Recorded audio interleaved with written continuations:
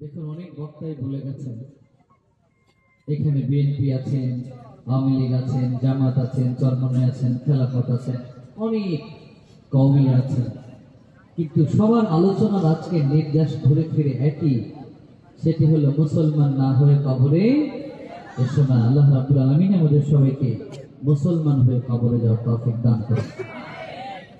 কারণ হচ্ছে যেই বডি নিয়ে আমি আপনি দাম্ভিকতা দেখাই, দলীয় পাওয়ার দেখাই, সম্পদের অহংকার দেখাই, মেধার বড়াই করি, সকল মানুষকে একই পদ্ধতিতে এই পৃথিবী ছেড়ে কবরে চলে যেতে হয়, ঠিক কিনা?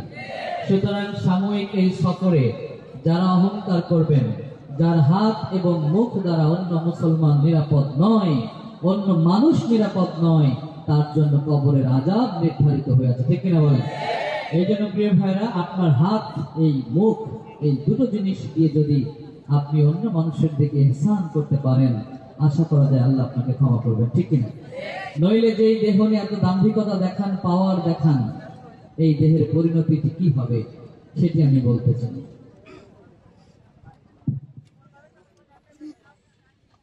6 দিন পর নখ খসে যাবে, 9 দিন পর চুল,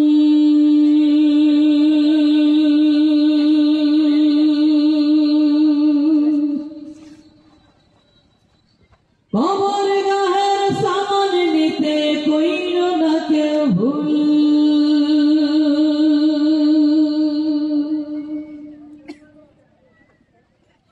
6 দিন পর নখ খসে যাবে, 9 দিন পর চুল, কবর গাহের সামান নিতে কইল না কেউ ভুল। কবর জায়গা ভালো নয়, আমল দিয়ে কবর গৃহ সাজিয়ে নিতে হয়, আমল দিয়ে কবর গৃহ সাজিয়ে নিতে হয়।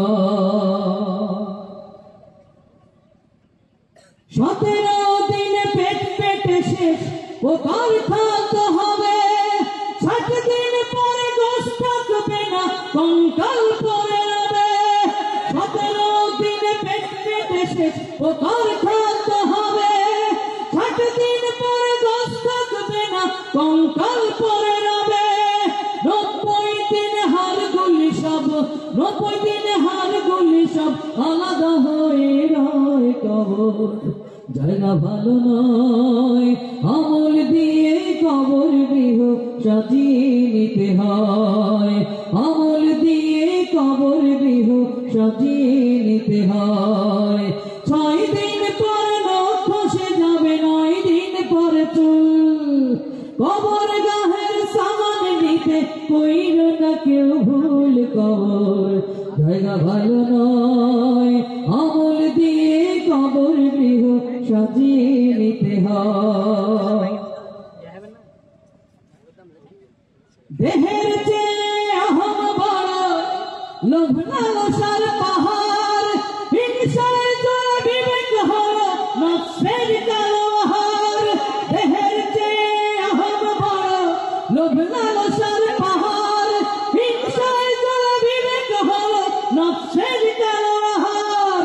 আমার কারণ সবারই, আমার কারণ সবারই পরিণতি পরিচয়। কবর জায়গা ভালো নয়, আমল দিয়ে কবর গৃহ সাজিয়ে নিতে হয়, আমল দিয়ে কবর গৃহ সাজিয়ে নিতে হয়।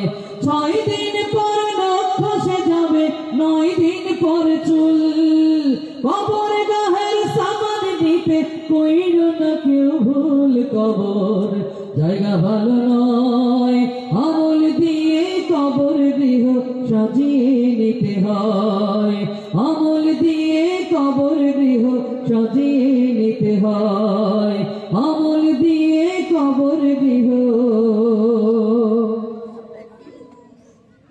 সাজিয়ে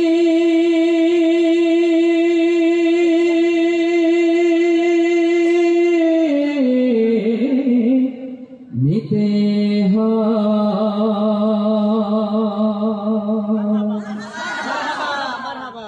এই জন্য পৃথিবীর এই সফরে আমলদার হওয়ার চেষ্টা করবেন। প্রযুক্তির মাধ্যমে আপনারা আমলদার হওয়ার ক্ষেত্রে কবরকে সুন্দর করার ক্ষেত্রে একজন সাহাবীর নাম বলে দেই, সুযোগ থাকলে প্রযুক্তিতে সার্চ করে তার জীবনী পড়বেন। তিনি হচ্ছেন আবু যর গিফারী রাদিয়াল্লাহু তাআলা আনহু। আপনারা যদি আবু যর গিফারী রাদিয়াল্লাহু আনহু জীবনী পড়তে পারেন, কবর কিভাবে সুন্দর করা যায় সেই বিষয়ে আপনাদের ধারণা তৈরি হবে। আল্লাহ আমাদের সবাইকে কবর সুন্দর করার তৌফিক দান করুন। আসসালামু আলাইকুম ওয়া রাহমাতুল্লাহ।